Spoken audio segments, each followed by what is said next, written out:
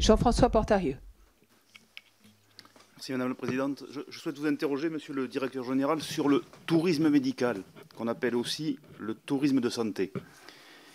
Celui-ci, comme vous le savez, consiste à se faire soigner dans un pays étranger pour bénéficier des soins qui ne sont pas disponibles, qui ne sont pas accessibles dans son pays.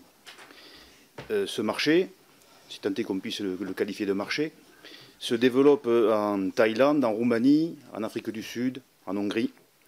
Ces destinations proposent des soins aux non-ressortissants à des tarifs très attractifs.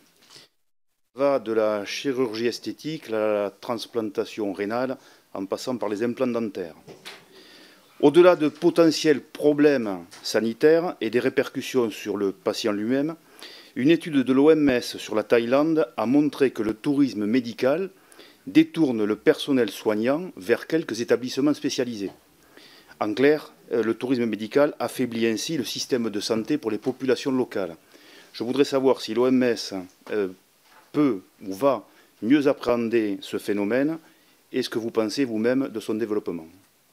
Merci beaucoup, Monsieur le député. Le tourisme médical, maintenant. Alors, la question des ressources, bien sûr, est importante. Le tourisme médical, bien sûr, conduit à la fuite des cerveaux, à un appauvrissement du capital humain. Mais je crois que la racine du problème est le décalage entre l'offre et la demande. Alors, les pays doivent essayer de comprendre et d'agir pour répondre aux causes profondes de cette question.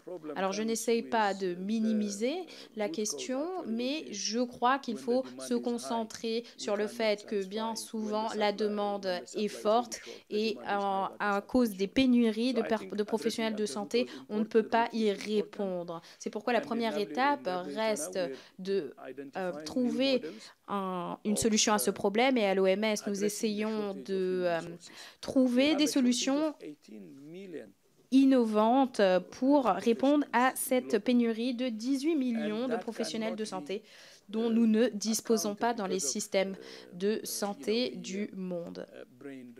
Et il y a notamment la fuite des cerveaux qui s'explique par le manque de renouvellement, du capital humain afin de répondre à la demande. Et notre recommandation est bien sûr d'explorer les causes profondes de ce décalage. Alors,